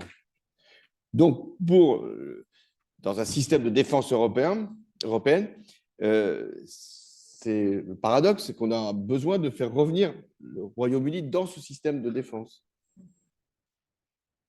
Mais alors, la France, je ne vous parlais que de la France, je ne peux pas me permettre de vous parler de la doctrine nucléaire britannique. Donc, je parle de la France. La France considère que le chef d'État peut utiliser l'arme nucléaire, donc recourir à la force de dissuasion, si son intérêt vital est menacé, est atteint. Et qu'est-ce que c'est que l'intérêt vital? Alors, pour que la force de dissuasion soit la plus dissuasive possible, il ne faut pas décrire l'intérêt vital. Parce que si on décrit l'intérêt vital, l'adversaire va faire tout pour se situer au-dessous de l'intérêt vital. Mais il faut donc garder une certaine ambiguïté sur l'intérêt vital qui justifierait le recours de l'arme atomique. Mais prenons un exemple. Imaginons donc qu'une force étrangère ait pénétré, traversé la Pologne, arrivé jusqu'en Allemagne. L'Allemagne, c'est pas très loin de la France. Donc, est-ce que l'intérêt vital de la France serait concerné? Alors, je ne vous réponds pas de manière affirmative, mais on peut penser quand même que l'intérêt vital serait concerné. Mais si la France donc, peut intervenir avec une arme nucléaire pour protéger un pays qui nous est voisin, mais faut-il encore que le voisin accepte qu'on utilise l'arme atomique? Or, très longtemps, notamment les Allemands, il y avait un courant pacifiste et un courant anti-nucléaire qui disait, nous, on ne veut pas être concernés par la doctrine française d'une certaine façon, puisque ce n'est pas grave, on a les États-Unis qui nous protègent. Aujourd'hui, en Allemagne, donc, le débat existe en disant, mais s'il ne devait plus y avoir les États-Unis pour nous protéger, qu'est-ce qui se passerait? Est-ce qu'il ne faudrait pas que la France, le Royaume-Uni, partagent la force de dissuasion? Or, la force de dissuasion, par définition, elle ne se partage pas. Elle dépend du pays qui en dispose. Donc, est-ce que européaniser la force de dissuasion est possible? Alors, c'est là que je vous réponds non. Pourquoi non? Parce que tant qu'il n'y a pas une Europe politique intégrée, on ne peut pas faire un Conseil européen sur l'utilisation de l'arme atomique. Vous voyez? On peut faire un Conseil européen sur l'agriculture, on peut faire un Conseil européen sur la zone euro, on peut faire un Conseil européen sur beaucoup de choses. On peut y passer une nuit, 2 nuits, 3 nuits, mais quand il s'agit de l'intérêt vital, on ne peut pas. Donc, c'est ça qu'il faut bien comprendre. Si on veut une Europe de la défense, il faut une Europe politique. Surtout si elle doit amener à décider de l'utilisation de ce qui est la force la plus terrible, la plus abominable. Et pour l'instant, ça ne se partage pas. Donc, c'est pour ça que ce débat, il est tout à fait nécessaire, parce que ça nous pousse à aller plus loin que nous ne souhaitons les uns les autres. La France, parce qu'elle veut garder son privilège. Les autres, parce qu'ils ont aujourd'hui besoin d'être rassurés. Donc, ça peut conduire justement à avancer sur le thème de l'Europe politique. Sur l'impérialisme, bien sûr que l'Europe a été impérialiste, l'Europe a été colonialiste, l'Europe a commis des actes irréparables. Mais aujourd'hui, donc il faut absolument le dire, le rappeler et revenir sur l'histoire. Mais aujourd'hui, l'Europe, elle n'est pas impérialiste. La France, elle n'est pas impérialiste. Quand je suis allé à la demande des pays africains, enfin, je ne sais pas moi qui suis allé d'ailleurs, c'est les soldats français qui sont allés. Quand ils sont allés en Afrique, donc au Sahel, ils ne l'ont pas fait pour prendre des ressources dans ce pays africain qui n'en compte pas beaucoup. Ils ne sont pas venus pour aller planter un drapeau français au sommet d'un édifice. Ils ne sont pas venus pour prendre de la main-d'œuvre. Nous sommes venus par solidarité. Mais ça ne suffit pas la solidarité, parce qu'à un moment, et c'était toute la propagande qui a été très efficace, russe notamment, de dire, vous voyez, ils sont là, cette force qui devait vous libérer vous occupe. C'est en ce sens qu'il faut effectivement ne pas avoir d'armée en permanence dans des pays africains. Il faut dire aux Africains, nous, on est prêts à vous aider, à vous équiper, mais ce n'est pas à nous de faire en sorte que on vous protège du djihadisme ou du terrorisme. C'est à vous de le faire. Nous, on peut participer, on peut vous accompagner. Donc, c'est pour ça que je récuse le fait qu'aujourd'hui, nous ayons des visées impériales. Nous payons le prix de l'histoire qui a été notre impérialisme. Et c'est pour ça que c'est aujourd'hui, une grande partie des pays du Sud ont repris cette logique que d'autres leur avaient inspirée pour dire, vous voyez, l'Europe, c'est un pays néocolonial. Ben non, l'Europe n'est pas un pays néocolonial. Et avec l'Afrique, on a des rapports bien plus équilibrés et bien plus respectueux que la Chine peut en avoir, que la Russie peut en avoir. Et quand j'ai dit pénétrer, c'est bien parce qu'ils ont fait ça avec une violence, avec une brutalité, les Russes en Afrique. Et ce qu'ils ont fait en Centrafrique, ce qu'ils font au Sahel, ce sont des politiques de violence, ce que nous n'avons pas fait. Alors, dernière question. Taïwan. Peut-être suis-je trop confiant, mais je pense que la Chine sait qu'un jour, Taïwan reviendra, puisqu'il n'y a qu'une seule Chine. Toute la question, c'est de savoir quand et comment. Je pense que la Chine n'est pas pressée, mais que si elle a une occasion, elle le fera. S'il y avait un moment de retrait pour les États-Unis, de faiblesse, elle le fera. Est-ce que l'Europe peut jouer son rôle? Oui, en faisant comprendre à la Chine, qui est très attachée, c'est son discours, mais c'est aussi son histoire au droit international, à l'intangibilité des frontières, etc., de dire attention, si vous allez trop loin, vous allez perdre la confiance des investisseurs, des partenaires économiques, des partenaires commerciaux. Et la Chine, de ce point de vue-là, elle est plus dépendante de la mondialisation. Ça, c'est finalement l'histoire de la mondialisation, la dernière. Les États-Unis ont beaucoup fait, c'était Clinton qui était président, pour que la Chine rentre dans l'OMC et donc participe de la mondialisation. Avec l'idée de la part de Clinton, c'était une idée des démocrates américains, que plus on échangera économiquement, plus la Chine se développera, plus la prospérité viendra, plus la démocratie s'installera. Ben non, ça ne marche pas comme ça. Et donc, on a eu une Chine qui a considérablement avancé, mais on ne peut pas dire que les progrès en termes de droits de l'homme et de démocratie aient été à la hauteur. Sauf qu'il y a toujours une contradiction, c'est que la Chine s'est installée dans la mondialisation, c'est la deuxième puissance économique du monde, et qu'elle a besoin de l'échange. Elle est maintenant dépendante du monde, comme on dépend peut-être aussi pour partie de la Chine, mais elle est dépendante du monde. Donc, si on coupe les relations avec la Chine sur le plan commercial, elle périclite économiquement. Et c'est ce qui est en train déjà de se produire.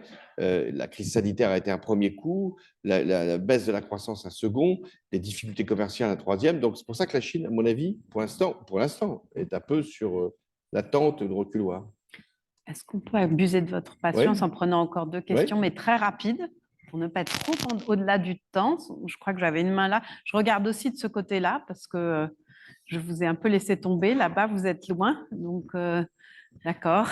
Oups. Donc, il n'y a pas j'essaye d'avoir un peu de gender balance. Donc là, donnez votre nom. Puis My name is Tarela Ibiede. I'm a policy leader fellow here at the STG. Thank you so much, Mr. President, for your generosity, your intellectual generosity, and for being here. My question borders on French-African partnership, or broadly speaking, EU-Africa partnership. One of the real great points that you've made is about the Russian disinformation machinery in West Africa. And I have seen it in my work traveling in the Sahel, or even down up to the coast, to Nigeria, to Ghana, to Benin. But also when you travel this region, you also see significant poverty and bad governance, which also exists in context of French relationship with the political elites in the region, and providing seeds for disinformation. In your time as president, how did you respond to these issues? And also, looking forward, how should we reimagine a French relationship? Because Africa remains a very important region for Europe. and it's in its neighborhood, and threats from Africa will continue to affect Europe. So also our opportunities in Africa are beneficial to Europe. So how should we reimagine this partnership between France and the region, but also more broadly between the European Union and Africa? Un sujet qui vous tient à cœur. Je vais prendre une dernière question, s'il y a une main féminine. Oui. Merci pour votre intervention. Je m'appelle Jane Arroyo, je suis au département de sciences politiques et j'aurais une question encore sur le rôle de l'Europe. Vous avez mentionné que l'Europe ne doit pas rester en position d'attente et qu'elle doit avoir une capacité de réfléchir en profondeur et une vision. Et en même temps, on voit le Green Deal qui pourrait être détricoté, ou en tout cas qui commence à l'être. Et à la fois l'Europe qui se met en position de réaction plutôt d'anticipation. Et je voulais vous demander si actuellement, comme on la voit aujourd'hui avec les institutions actuelles, est-ce que vous pensez que l'Europe a les outils pour se doter de cette capacité de penser à long terme et donc au final de rassembler aussi la population européenne? Ou est-ce qu'on devrait aussi se doter de nouveaux outils, qu'ils soient institutionnels ou de politique? Merci. Et voilà, encore deux toutes petites questions. Bon, sur la relation entre la France et l'Afrique, moi, je n'ai jamais voulu qu'elle soit uniquement dans le domaine de la sécurité, là, justement, pour essayer de dépasser ce qui a longtemps été la position post-décolonisation, et qu'on puisse avoir des vraies politiques de développement. Mais pour qu'elles puissent être efficaces, j'ai toujours cru que l'Europe pouvait être un bon vecteur. D'abord parce que la France n'a pas que des relations avec l'Afrique francophone, mais aussi avec l'Afrique anglophone, et puis il y a toute l'Afrique. Mais je pense que c'est l'Europe qui peut être le bon vecteur, justement pour éviter toutes les récurrences impérialistes ou les idées qu'on viendrait rechercher ce qu'on a éventuellement perdu. Mais l'Afrique, pour vous parler très franchement, il y avait un livre qui avait été fait il y a 50 ans sur le fait que l'Afrique était mal partie. Ben, elle est mal arrivée aussi. C'est-à-dire qu'elle ne va pas bien, l'Afrique. Pas bien parce que tout le monde dit que c'est un continent d'avenir. Tout le monde dit, et c'est vrai qu'il y a un progrès, heureusement, de la formation, de la construction des élites, qu'il y a des développements économiques qui sont tout à fait réussis, qu'il y a aussi des États qui sont devenus beaucoup plus puissants, le Nigeria, l'Afrique du Sud, etc., ou le Ghana, ou le Kenya. Mais il y a des conflits qui sont récurrents en Afrique. J'ai évoqué le Soudan, ce qui se passe est atroce. L'Éthiopie, dont on pouvait penser que, compte tenu de son histoire et compte tenu de ce qui s'était produit encore récemment, elle pouvait être une des puissances de l'Afrique. On sait ce qui s'est produit avec des guerres tout à fait épouvantables. J'ai évoqué la République démocratique du Congo, le Nigeria, il y a des attaques tous les jours de populations au nord du Nigeria ou au centre du Nigeria. Bon, voilà, et puis la zone Sahel. Donc, l'Afrique, elle est mortifiée par tous ces conflits. Donc, il faut la soutenir, il faut l'aider politiquement. Elle est aussi touchée par la dégradation climatique et par une démographie qui est très rapide. Donc, si l'Europe ne prend pas conscience que l'Afrique est à la fois une chance, un atout pour nous tous, un lien tout à fait indéfectible, et en plus avec des courants migratoires qui peuvent s'accélérer ou s'amplifier en cas de crise, ben, elle va s'exposer, l'Europe. Et l'Afrique, loin d'être une chance, va être regardée comme une menace. C'est pour ça qu'il est très important qu'on arrive à établir des relations de confiance, des relations aussi de pression pour régler des conflits qui ne devraient pas se prolonger, et aussi d'investissement qui puisse être rentable et efficace. Et enfin, d'accueil, vous en êtes un exemple, d'accueil d'étudiants, d'accueil de chercheurs, d'accueil d'universitaires. Quand on dit qu'on veut des médecins, nous en France, on dit qu'il faut aller chercher des médecins à l'étranger. Ce n'est pas le but quand même d'aller chercher des médecins dans les pays africains quand même. Donc il faut permettre qu'il y ait des élites qui puissent rester localement pour développer leur pays.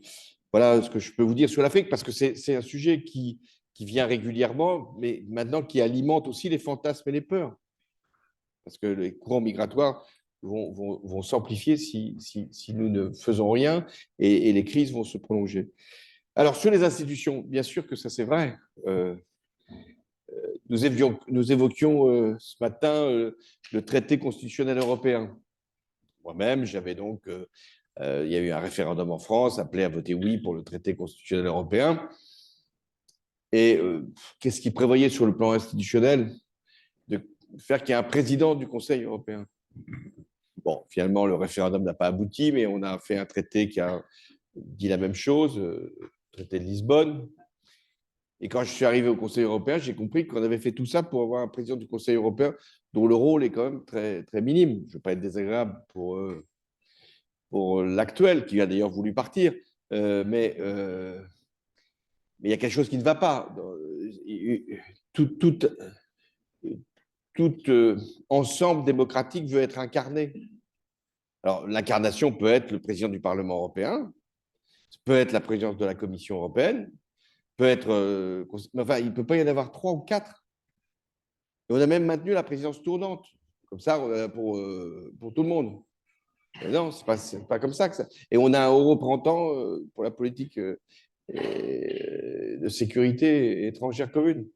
Pas non. Peut-être qu'il faut rassembler ça. Alors, est-ce que la Commission européenne, c'est un rôle particulier, mais peut-être qu'il faut que le président du Conseil européen soit le président, justement, soit le haut représentant de la politique extérieure de sécurité commune. Et il faut en tout cas donner une personnalité. Mais alors là aussi, ça dépend aussi des États membres. Qui a envie, parmi les États membres, qu'il y ait un vrai président de l'Europe? Pas la France. La France pense que c'est elle, la présidence de l'Europe. Pas l'Allemagne. L'Allemagne, elle pense que c'est elle aussi. Voilà. Et alors l'Italie, elle va dire, mais si on n'y est pas nous, l'Italie, elle est quand même beaucoup plus ingénieuse. Elle arrive à caser ses personnalités quand même au sommet des responsabilités européennes. Bon, donc voilà, il faut assumer à un moment qu'il doit y avoir une personnalité, et notamment sur la politique extérieure. Parce que ça n'a rien à voir avec les personnes qui occupent ces fonctions. Joseph Borrell, il fait ce qu'il peut. Et sur le conflit israélo-palestinien, il parle. On se dit, mais il parle. Il représente qui exactement? Il y a la France aussi qui parle. Il y a l'Allemagne qui parle. Il y a l'Italie qui parle. Tout le monde parle. Donc, il faut que ça engage. Mais je vous dis, ça, c'est une affirmation d'un Européen. Beaucoup se disent, non, il ne faut pas que l'Europe ait un visage, il ne faut pas que l'Europe ait une personnalité qui puisse nous empêcher d'être une nation souveraine. Donc, c'est un vrai débat politique. Et comme il faut un changement des institutions, et que je ne suis pas pour un changement des institutions, pourquoi? Parce que c'est un processus interminable, un changement des institutions européennes. Il faut que tous les pays puissent faire un traité qui… adopter le même traité. 27 pays. Il y a toujours un qui dit non. Il faut y revenir. Donc, voilà, je crois que c'est plus dans le fonctionnement. Rien n'empêche de dire, voilà, le président du Conseil européen sera maintenant le responsable de la politique étrangère et on ne nommera pas un représentant. On peut le faire comme ça. Si ça ne se fait pas comme ça, il y a une autre façon de faire. C'est possible que ce soit une voie si l'Europe est trop divisée, c'est de faire une coopération renforcée et donc à quelques pays d'avoir une politique étrangère commune ou une politique de défense commune. Ça, c'est possible. Et ça, c'est permis par les traités. Donc, mieux vaut ne pas changer les traités et les utiliser pleinement. Merci beaucoup pour votre attention.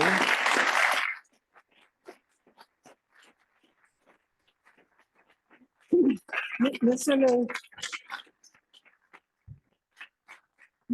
le Président, vous l'avez entendu, vous avez été reçu ici à l'Université européenne et l'École de Florence par un public extrêmement exigeant, très divers, et je crois que, et aussi demandeur d'espoir. Et je crois que vous avez absolument répondu à leurs attentes avec ce que l'on connaît chez vous, un discours de vérité.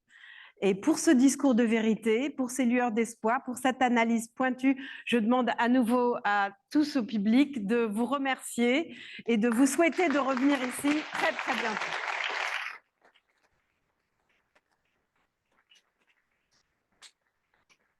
Merci de votre présence, merci de vos mots et toutes les réponses. Et un rappel que la communauté française de l'Institut est invitée pour un pot assez rapide avec le président à côté.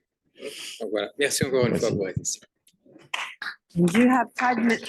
Tu as 5 minutes pour l'interview.